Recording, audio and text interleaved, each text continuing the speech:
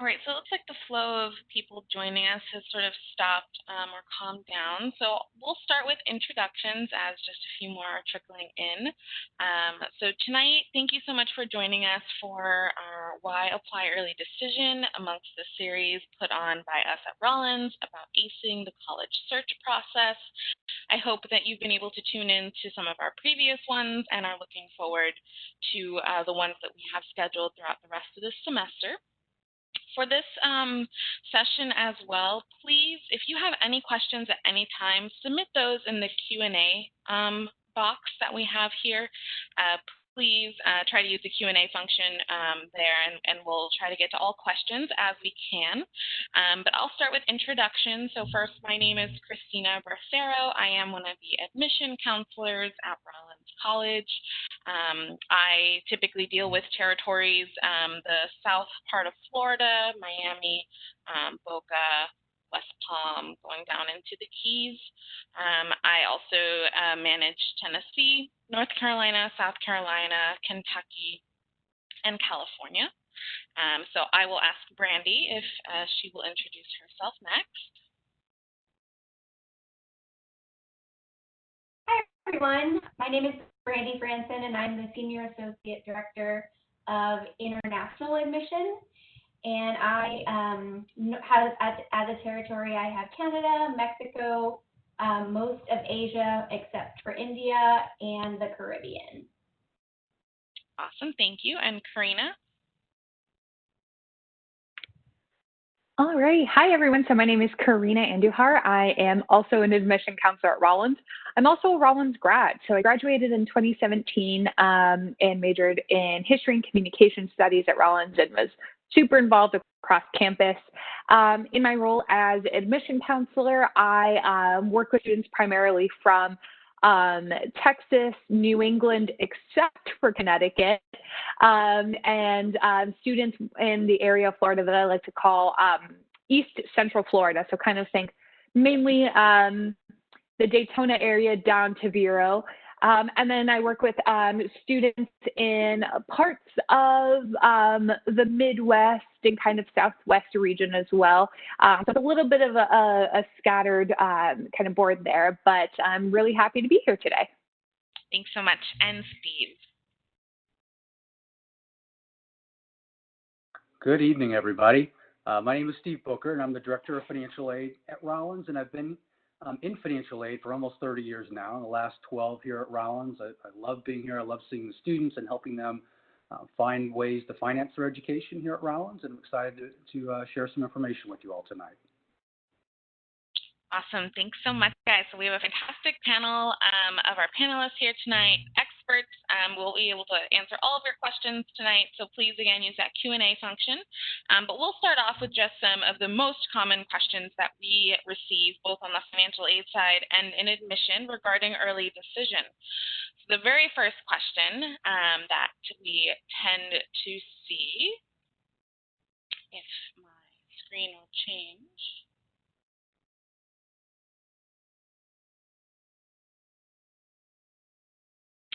is what is early decision, early action, and regular decision? So Brandy, if you want to answer that one for us. Yeah, thank you everybody for being here tonight. I'm happy to explain this. I've also been working in higher education for 18 years, so this question comes up quite a lot. I will say that I prefer to start this by talking about early decision, and then I'll talk about the other two. So early decision, I like to equate it. There's a funny analogy that I use when I'm talking to students at college fairs. I like to say, it's like when you know you want to get married. When you have found the partner that is your dream partner, and that's the only one for you, and you won't be happy unless you go anywhere else, early decision is the right decision. So early decision is a binding contract between a student and a university saying that if they get accepted to that university, that they will enroll and they will withdraw their applications from all the other schools, as long as the financial aid package and all the particulars work out usually. But early action is something that is non-binding, and actually Rollins doesn't have an early action option. However, if you happen to submit your materials by the early decision deadline, which is November the 15th, you'll usually hear back from us around the holidays, which is great because then you can relax through the holidays and you don't have to worry about it anymore.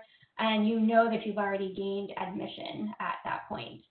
And then, oh, and I should also mention that you can only apply to one school early decision. So even though there are 450 universities in the United States that accept early decision applications, you can only choose one when you decide that that's what you're going to do.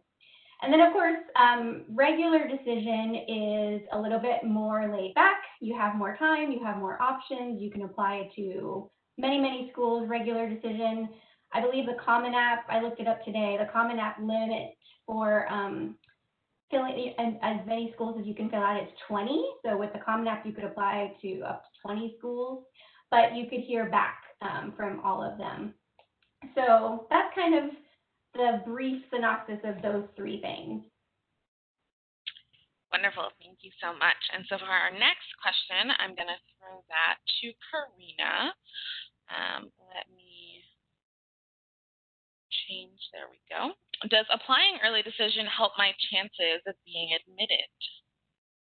Yeah, so I would say that ultimately, yes, applying early decision can increase your chances of being admitted to Rollins and other, and let's say, just any institution that you would apply early decision.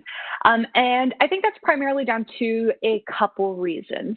Now, first, for me, I would definitely have to say that one of the ways that helps, I'm sorry, I have a little pup in my lap and he's being a little squirmy, so we're going to go ahead and put him down for a second. So one of the reasons would be timing, So being that early decision deadlines tend to fall earlier than regular decision, you are making that decision, that commitment earlier in the application cycle. So that means on top of that, it's essentially a smaller application pool as opposed to if you were applying, later on in the spring, say late January, February. I also kind of think of early decision as almost like a separate applicant pool when even compared to regular decision, because again, it's so much earlier than when we start looking at regular decision applications. So in a sense, because it's earlier, it's a smaller pool, it tends to make it a slightly less competitive pool.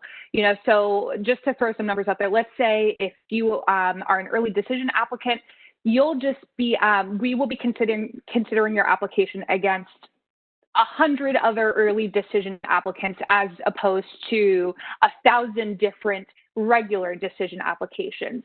So that kind of puts things in your advantage, just right out the gate. And also a lot of schools like to use early decision as a method to kind of gauge what their class is looking like. So like my colleague Brandy said, applying early decision is a commitment. It's a commitment saying that if you are admitted, you are going to come to that institution. You're going to come to Rollins. Now, on our end, we love to see that. We want to see students that are committed to our college, to our institution, enthusiastic about coming here. And a lot of times the way colleges see that is sort of like, okay, that is almost a guaranteed student. We know that they're going to come. And that takes the pressure not only off of you, but also the institution as a whole. So it's definitely a great option to consider. It's a little extra gold star next to your name because again, it kind of shows that commitment there. And again, if you kind of think about it from a numbers perspective, it's going to be slightly less competitive either way than if you're applying regular decision. And, we have a healthy amount of students that start every year that we're, early decision students, usually about a quarter of our class. So, we do admit a fair amount of early decision students. So I would definitely say it helps your chances of being admitted. Great. Thank you so much, Karina. And our next question is going to be for Steve regarding financial aid. So if I could turn the slide.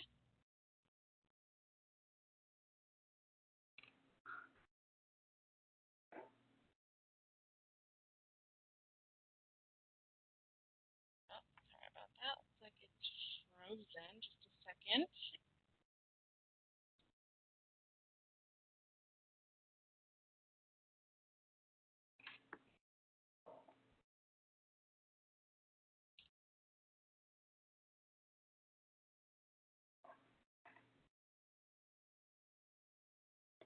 I'm happy to go ahead and go with it if you want us to ask the question as you're moving the slide. So I believe the question is, if I need financial aid, should I apply early decision? And as described earlier, since early decision is a binding agreement, if you need financial aid, one of the ways that you can help make sure that finances aren't an issue is you can use what's called a net price calculator. So hopefully folks have heard of this or know about it. Every college has it. You can go to the main Rollins website under our search box and just type in net price calculator. You can also just go to your favorite search engine, type in net price calculator Rollins College, and it'll get you right there. What this is going to do is really provide a comprehensive estimate of the amount of financial aid that you can expect to receive, and then also, more importantly, what's your bottom line, so you know exactly what that cost would be. And then once you have that information, now you're able to make an informed decision on whether you want to apply early decision or not, if financial aid, again, is a critical factor there. Now, the net price calculator is an estimate, but it's based on the information that you provide, and as long as your information that you input is accurate, the results should be accurate as well. We also stand by those. So if you get an estimate and it's different from what your actual award is, we'll honor the estimate that you've done. So just contact us with that. We are in the process of doing some edits and updating to it. So I'd encourage you to maybe wait a week to use the results of the net price calculator next week. You can certainly use it this week, but you'll probably see some changes in it by next week. Again, just go to the main Rollins website, type in net price calculator, you can get it. We also have some hot links off different Rollins pages so you can get there. But again, I'd highly encourage you to use it. It's a great tool to make sure if you know if early decision is right for you, again, if financial aid is a factor for you. Awesome. Thank you, Steve. Are you guys able to see the presentation? It's still there. Perfect. All right. So let's go to our next question, which I'm going to ask Brandy. So why should I apply early decision to Rollins? Yeah, so there's a few advantages, and we have some of them actually coming up, but I'll speak a little bit about priority considerations. So one of the things I mentioned earlier, obviously, is that you would be considered first. So the pool of scholarships and the pool for classes and the pool for, getting in your first RCC class, which is your first year seminar class, you would be a priority in all of those areas. And so getting to have an answer sooner allows you to have an answer sooner across all of those. So like it says here, you would have a choice for your first semester course, your scheduling.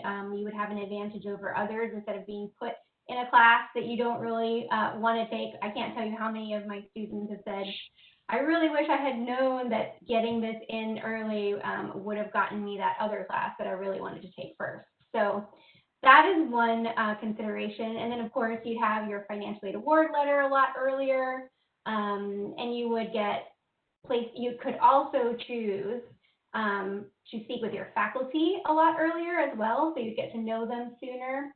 So there's quite a few advantages to applying early decision.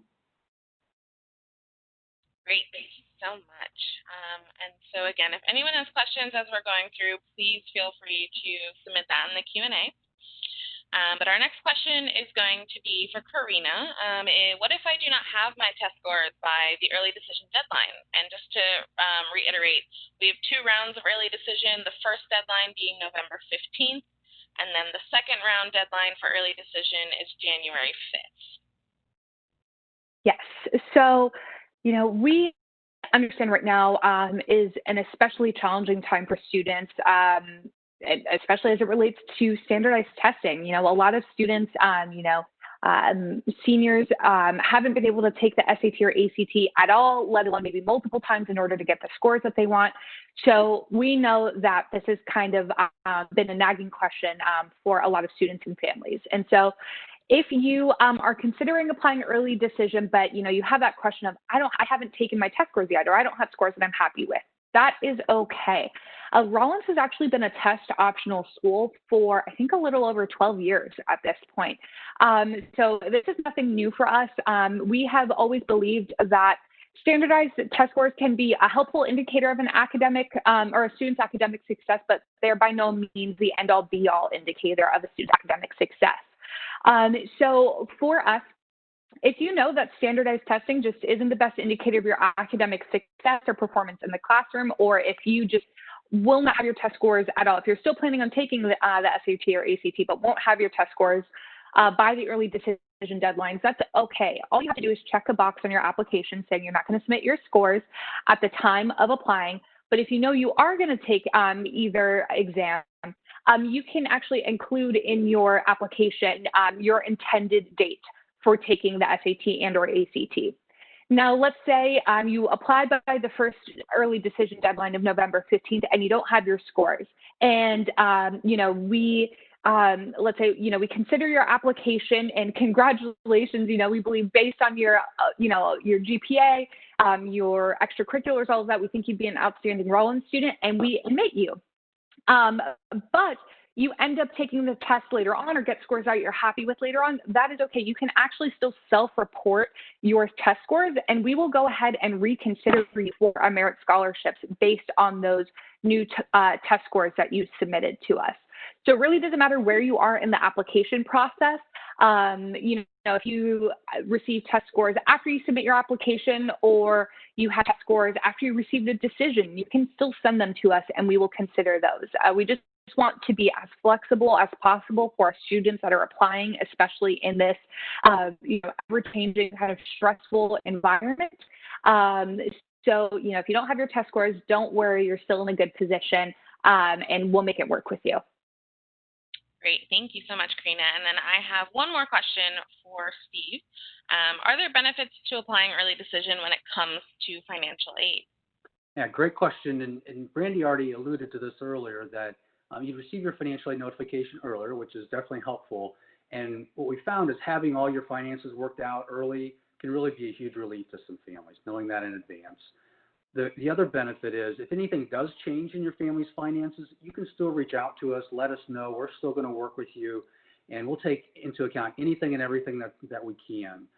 So if there happens to be a loss of income or maybe some excess medical bills, things like that happen later on that you're just not sure about, again, we still work with families and make sure that you have enough financial aid to come to Rollins and support that early decision that you made. The other nice thing is once you know where you're going and you got the finances worked out, you can actually be a little more specific in your outside scholarship search process. So we do have a number listed on our website. If you go to the Rollins website, just go to the financial aid page. We have a list of outside scholarships that a lot of students that have come to Rollins have received. So you might look through those, knowing that some Rollins students have received those in the past. We've listed deadlines, applications. So we highly encourage you to look at those. Again, these are outside of Rollins, but you can absolutely use them here at Rollins. In addition, we have some various search engines that you can use, some scholarship search engines that are on the website. So again, I'd encourage you to utilize those like fastweb.com, and there's some other free scholarship searches that now you can focus on instead of worrying about the admission process and the financial aid process. You've got that all handled early on. So those are what I'd say are the benefits. Great, thank you. And so for those students who are just tuning in and learning about Rollins, currently for those who are already familiar with us, it's just going to be a repeat of the highlights about Rollins College. But for those who are not aware, we are a private liberal arts institution founded in 1885. We're located in the heart of Winter Park, which is about 15 minutes from downtown Orlando in Florida. We have a smaller student body, just over 2,000 students in our undergraduate program. We do offer over 60 different academic programs. That's a combination of majors, minors, and pre-professional tracks. We do have a plethora of study abroad opportunities. About 77% of our student body does study abroad. Any aid that you receive to attend Rollins does also go with you for that study abroad opportunity. So it's the same price to, say, be in Australia for the semester as it would be to stay at Rollins for the semester. Like we've mentioned throughout just today, we have different scholarship opportunities. Our merit scholarship is available for both test optional and students applying test optional and students who are applying with their scores. And then you're automatically considered for our merit scholarships just by applying. Our students are also involved in their student orgs and activities, so just over 120 student orgs on campus. For any of my athletes who are tuning in, we are in Division II for our athletics within the NCAA Sunshine State Conference. We do offer one Division I team, which is our water ski team. And so these are just some of those quick highlights about Rollins College that might intrigue those who do not yet know about us. But I'm going to end our slide right now, at least with just those deadlines. Like I mentioned, early decision round 1, November 15th. Early decision 2 is January 5th. Our regular decision priority scholarship deadline is November 15th as well. And then our final regular decision deadline is February 1st. You can apply through the Rollins application, the Coalition application, or the Common application. And I'm just going to reiterate those benefits of early decision. At Rollins specifically, you find out your admission decision and your financial aid award notification very early, about a month after applying. You have, again, that priority scholarship consideration. You would have your first semester of course scheduling done by our faculty within that priority as well. And you'd have placement in one of your top 3 first-year seminar courses, which is a class that all incoming first years to Rollins transfer or the first year do have to take. So that's definitely a great benefit once you have enrolled and you will be attending Rollins. So I'll leave that up just so people have those information pieces, but I will now open it up to questions. So if anyone has the Q&A, let's hear what you guys want to know about.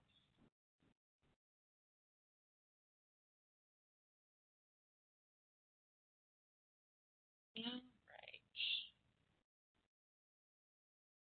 So I have a question, and maybe Karina can answer this one, about if a student applies through the Rollins Select application, how does that compare on the timeline with early decision? Yeah, so, congratulations if you've been selected to be a Select Rollins applicant. That's really great. And the way that we view, Select applicants is that it's essentially more of a status, so I wouldn't say that there's a specific deadline attached to completing the Select application. So you can be a Select applicant and still apply regular decision or early decision. But if you've been invited to complete the Select application, one of the main benefits there would be that that your essay will be slightly less formal than if you were sort of a typical applicant, not invited to complete the Select application. So when we say a little less formal, we mean by that, you don't necessarily have to write the full 5-paragraph essay following a very specific prompt. We simply just ask that you tell us about it yourself. It's more of a personal statement. So think maybe, 250 to 500 words, just kind of telling us about yourself. I would say that's one of the biggest benefits to applying through the Select application. So again, you can apply early decision or regular decision and still be a Select applicant. You can actually still be considered a Select applicant even if you complete the Common application. So again, it's kind of more of a badge, a status, something that we like to see, but doesn't necessarily have an impact on your deadlines. Great, thank you. And now we have a question that's asking about what's our acceptance rate. So I'm not sure if Brandy or Karina, if either of you prefer to take that one. Yeah, I'm happy to answer that question. So Rollins has been becoming a little bit more selective, or at least in the last 5 years that I've been working here. And I think it usually lands in between 63 and 68%. Is our acceptance rate, depending on the time of the year, since we have 2 cohorts that enter in throughout the academic year. Great, thank you. Any other questions from the audience? We're all here to help in any way that we can. Thanks again so much for tuning in.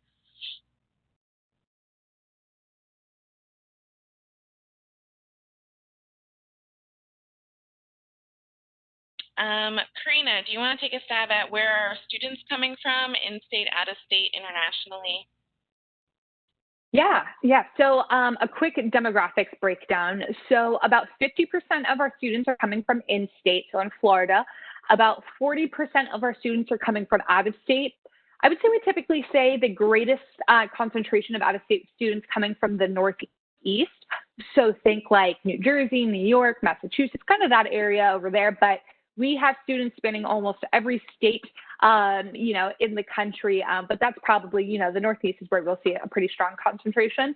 And then about 10% of our students are international. So we definitely do have a diverse student body, which is, you know, obviously fantastic, especially with a school of our size, because you will be interacting with students from so many different backgrounds and walks of life. But, you know, if you are a student coming from Florida, you know, you'll definitely, you know, feel kind of at home in this environment. But even if you're coming from out of state, chances are you won't be the only person coming from your state, and you'll have other students kind of representing alongside you. Great, thank you. Another question, and I know Brandy touched on it, but just to clarify, so if I apply early decision, can I only apply to one school as an ED applicant? See if Brandy wants to take that one. Sorry, can you say it one more time? Yeah, sure. So if I decide to apply early decision, can I only do that at one school? Oh, yes. Okay, sorry, I didn't hear you. Yes, that is the rule. Part of the early decision binding of the contract happens with your counselor. So technically, your counselor is supposed to sign off with you, saying that they acknowledge that you're applying early decision to that one school, and they're really meant to be sort of the gatekeeper of the fact that you only do that to one university. So yes, the rule is normally one school, and similar to my analogy, one partner, you want to be with them for the rest of your life. So you can't apply to two early decision. Great, thank you. We have a question about what is our current retention rate. Steve, do you want to answer that one? Sure. Our retention rate is a little over 87% now, and it's been 87% for the last few years. Great, thank you. Question going back to the Rollins Select application. So if you do submit the Rollins Select application, do you still find out in early spring? So Karina, if you want to answer that one. Okay. Yeah, so if you submit the Select application, that piece does have a little bit more to do with timing and essentially what deadline you choose to apply by. So first I'll say, if you apply early decision by either one of our early decision deadlines, you do have a much earlier guaranteed decision notification date. So if you apply by November 15th, I believe that the deadline for you to hear back with a decision is December 15th. And then if you apply by the second early decision deadline, January 5th, I believe that decision notification deadline is also about the first week of February, so probably around February 5th there. Now, if you apply regular decision, our only guaranteed notification date is April 1st. However, if you are a regular decision applicant and submit your decision, or I'm sorry, submit your application, you know, early, like let's say like early fall, by that November 15th deadline, somewhere around there, you do have a higher chance of hearing back with a decision much sooner than at April 1st deadline. But again, if your regular decision, there's really no guarantee that you'll get it before April 1st, but I would say it's safe to bet that the sooner you apply, the earlier you'll hear back from us. And, you know, that's true if you are a Select applicant or otherwise. So that, you know, in terms of dates, it kind of falls more in line with the different deadlines as opposed to like the Select application. Great, thank you. And I know we've had a few people tune in more recently, so I want to thank you for joining us. I apologize if you guys were having tech issues on your end. This session is being recorded, though, and so we will have all of these questions and answers available for you all as well. So do know that these are being recorded. So I have a question then about, is there a deadline for financial aid? Steve, do you want to answer that?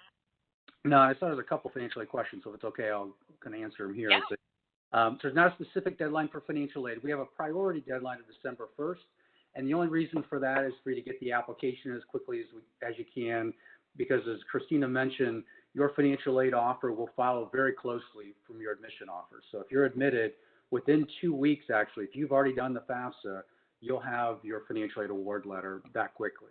And all we require is the FAFSA. We don't ask for any other forms like the CSS profile or anything like that. Just do the FAFSA, and that way you'll get as much financial aid as you can. So again, December 1st is our priority deadline, but it's not a hard deadline, meaning if you apply afterwards, financial aid-wise, you will still qualify. One of the other questions was about scholarships. I saw Brandy put in there, FASTO.com is a great resource. It was started by a financial aid guy, so we like those guys, so we always promote them. But also, again, if you go to the financial aid site at Rollins, we have a list of about 6 or 7 different scholarship search engines. They're all free to use. It has nothing to do with Rollins, so again, I encourage you to utilize those and get as many scholarships as you can. One of the things that we see, and I've been at several different schools, this is my 6th school that I've worked at, and at every school I've been at, we see a few students bring in a lot of outside scholarships. It's not a lot of students bringing in a little bit, it's a few bringing in a lot because they're spending the extra time. It does take a lot of time to find these outside scholarships. So start now and find as many outside scholarships as you can. One of the other questions I saw in there was about enough financial aid, making sure they had enough aid for all 4 years. One thing that we do is whatever financial aid you get coming in, that's what we anticipate you'll have all 4 years. You do have to file a FAFSA every year, but you should have a similar amount of aid each year, and your balance should be very similar each year. The only caveat to that is if your income goes up significantly, your amount of financial aid could come down. But conversely, if your income goes down, your financial aid could go up. So we do look at it every year, especially on a need-based side. We try to keep up with costs as best we can because we want you to graduate. We absolutely want you, when you start here, we want you to finish all 4 years. Our retention rate does show that. It's been increasing over the last several years because once students get here, they know it, they love it, and we're able to make it financially affordable for those students that do attend. Great. Thank you so much, Steve. I know I saw a question again about deadlines, so I'll just reiterate. For early decision round 1, November 15th, and November 15th is also our regular decision priority scholarship deadline. Our early decision round 2 deadline is January 5th, and our final overall regular decision deadline is February 1st. And Karina, could you let us know again how many admissions are taken from the early decision applicants, about what percentage of the incoming classes from early decision? Yeah, so usually about 25% of our incoming class would be considered early decision. Great, thank you. And Brandy, could you answer if an applicant is applying test optional, are they still eligible for merit scholarship, or do you have to have test scores to receive potential merit scholarship? Sure. Test score waived option has become a lot more popular, especially in the last year, especially given this year. We probably will see even less testing dates available, and we certainly don't want students to feel uncomfortable. So we've always offered scholarships for test score waived options, but we are raising some of those scholarships this year. So that's really great news if you're test score optional. Great, thank you. If I could add real quick, Christina, on the scholarships, we actually made essentially all the scholarships available for test score waived students, so you don't have to worry about the test scores again. We know that students are struggling with it. We know the testing sites are struggling with it, so we don't want to add to that stress. So don't worry about it. Have your student apply. We'll evaluate it based on a test score waived basis, and there's lots of scholarships that would be available. Great, thank you. So 2 questions that kind of can go on top of each other, and maybe Karina would answer. If students receive the select application, is there a preference that they fill that out, or should they submit the Common App? And then additionally, is there any benefit of one over the other versus the Rollins application and the Common application? Yeah, so like I mentioned before, if you're invited to, complete the select application, that is awesome. And the way that we view being a select applicant is that it's essentially it's more tied to a particular status than the actual application. So of course, there is a level of convenience if you have been invited to complete the select application and you go ahead and just fill that one out. But let's say, you have 5 different schools you're interested in applying in, Rollins being one of them, and let's say the other 4, we're all on the Common App. And maybe it just ends up being a little bit easier for you to complete the Common App than the select application. That's okay too. If you complete the Common App, we'll still consider you, a select applicant. You just chose to apply through that route. So I would do sort of more of that math and just figure out what makes the most sense for you. So if you've been invited to be a select applicant, we'll still see that even if you complete the select app, or I'm sorry, even if you complete the Common App. So it's really up to you in that case there. And in terms if we prefer one over the other, definitely not. We have no preference. We're also in the Coalition app, which is a newer application option that you have. So we have 3 different ones, and we view them all equally in our eyes. There really is no preference on our end. It truly just comes down to whichever is easiest for you. So again, if it makes the most sense for you to complete, the Rollins Select application, go ahead and do that. If you have 5 schools, they're all Common App schools, do that one. Or if you've been working with your high school counselor, and working throughout your high school career on your Coalition application and getting kind of that sort of Coalition portfolio together, go ahead and do that one instead. It really is up to you. And again, we don't have a preference there. Great, thank you. Brandy, could you answer what happens if you don't get into your early decision school? Sure, absolutely. If you don't get into your early decision school, then you have your options open. You can always, depending on the time of the cycle, you can apply early decision round 2, which is another great opportunity. Ours is in January. So it's January the 5th. And so that would be another thing, right? If you don't get into the first choice, then maybe you should apply early decision to your second choice. Yes, absolutely. Great. Thank you.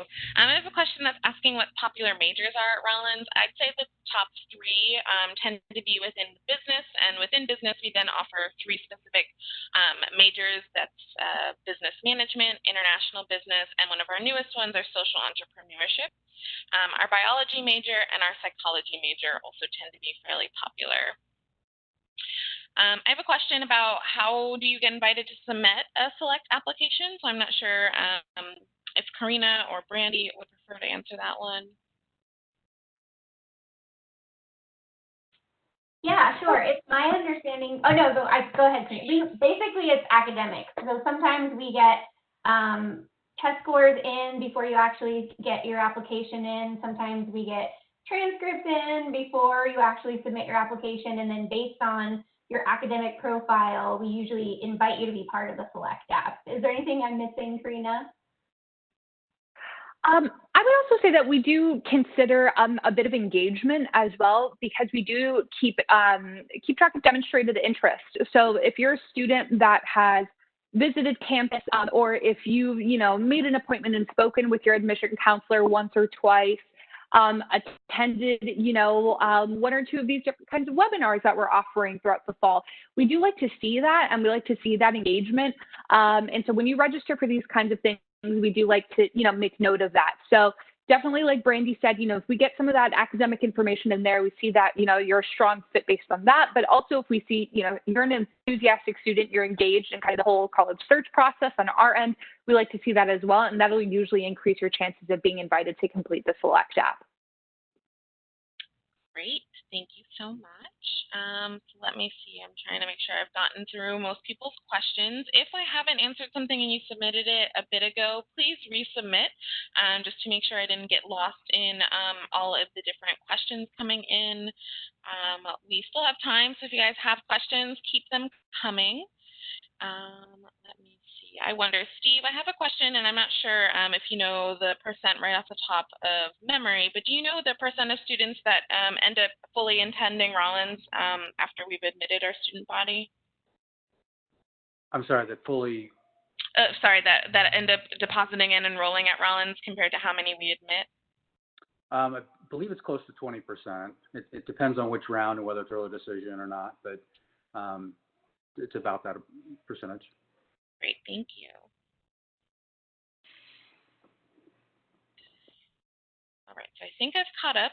Again, if I didn't, if your question has not been answered yet, please resubmit that through the Q&A function for me. Otherwise, do any of my panelists have anything that's come to mind that they'd like to add as we've been just conversing about all of these questions?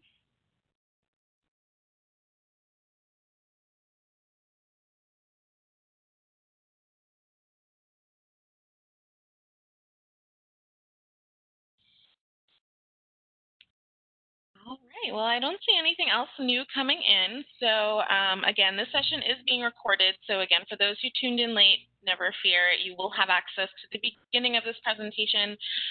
Again, if you as a student or as your parents or supporters do think of anything else, feel free to reach out to us. We are all here to help in any way that we can, whether that's on the admission or the financial aid side of things. Most of our counselors are offering video chats. So if you want to speak one-on-one with your counselor, you can schedule those on our visit page. We are offering in-person visits. So if you are able to make it to campus, we are doing tours and information sessions. If you're not able to make it to campus, no worries. We are also still doing virtual information sessions. We offer that once a week, and then it's followed by a virtual live guided tour led by a Rollins student. Our counselors are also virtually visiting a lot of high schools this fall semester, so stay tuned to see if we are coming to your school or a school near you if your schools are partnering up together. We will be doing Discover as well this year, which is our open house for students. We will be offering that both virtually and in person. So you can find out details about that through your email as well as on our webpage on how to sign up. Again, this webinar series, Acing the College Search Process, is continuing throughout the rest of this fall semester. So we hope to see you tune in to some of our future sessions. Again, I want to thank everyone so much for joining us today. Your questions have been awesome. I want to thank our panelists for your time and your expertise. And so I hope everyone has a great rest of their evening and stay connected. Bye, everyone.